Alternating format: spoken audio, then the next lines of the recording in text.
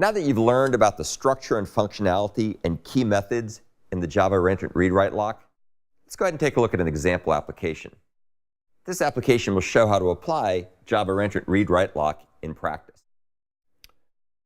We're going to implement this using something called the simple AtomicLong class, which shows how to program with the ReentrantReadWriteLock. In actuality, the real Java AtomicLong class uses the compare and swap methods that we've talked about before in the Atomic package. Our implementation is going to showcase the use of the ReentrantReadWriteLock just as another way to show how to illustrate this lock in practice. The first method, or first field here, is something that's called long m value. This is the value that will be written to and read from, which will not be atomic by default since it's just a plain old long. Here's a field called mRWLock, which is implemented to be the new ReentrantReadWriteLock. That's going to be used to serialize access to m value for both reading and writing. Notice there's no need to use a fair locking semantics here. We're just going to use the non-fair semantics that come out of the box. And then we go ahead and grab a couple of the fields by getting the read lock and write lock from the ReentrantReadWriteLock and just stash those away. We don't really have to do that. That's just a super tiny optimization to avoid the overhead of those method calls later. Here's the constructor for a simple AtomicLong. As you can see, it takes the value that we want to use to give the long its initial value, and we go ahead and store that. We don't have to worry about synchronizing the constructor. That doesn't need to be anything special.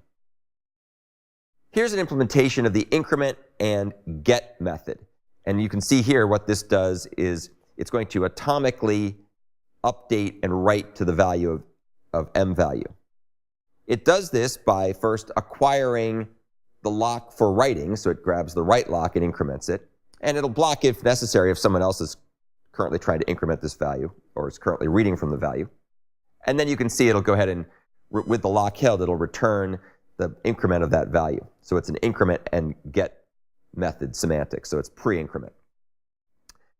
Notice how this write lock is pessimistic. It assumes contention may occur. So that means that no other thread can acquire the lock while it's held. In other words, the lock is exclusive. You'll also notice how we use the try finally idiom to ensure that the lock is always released. This is probably overkill in this particular case because it's extremely unlikely that m value plus plus or plus plus m value is going to throw an exception, but it's just a good habit to get into. Here's the get method. This is the one that's going to atomically read the value of m value, which is the field we talked about before. As you can see here, we go ahead and atomically acquire the read lock, blocking if we need to, and then we go ahead and return the current value, m value, with the lock held. This read lock implementation is also pessimistic because it assumes contention may occur. So therefore, it's going to actually acquire a read lock, and even though the read lock is shared, there's some mechanism under the hood that makes it all work properly. And on the way out, as you can see, we always release the lock. Here's an interesting example. This is another different implementation of increment and get that uses lock downgrading. And so this is an interesting semantic that's baked into ReentrantReadWriteLock. What we do here is we come in and we first acquire the write lock with all the same semantics we talked about a second ago. And then we go ahead and atomically increment m value with the write lock held. Then we go ahead and grab the read lock. And what that does as a side effect is it goes ahead and it downgrades the write lock to a read lock. So now we have a read lock. So now other threads could go through and conceivably read at this point because we've incremented the value.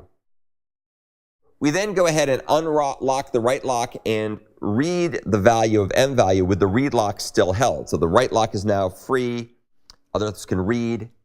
And then we turn around and make sure that we release the write lock here, which is either a read lock or a write lock.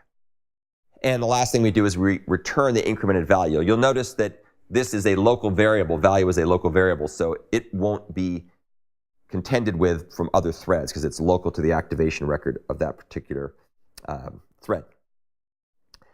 While this code works, it's undoubtedly overkill, like having hundreds of seatbelts in your car as opposed to one. So this is one of those examples of something that's probably more trouble than it's worth. I'm just showing it to you to give you a feeling for how it might actually work in practice.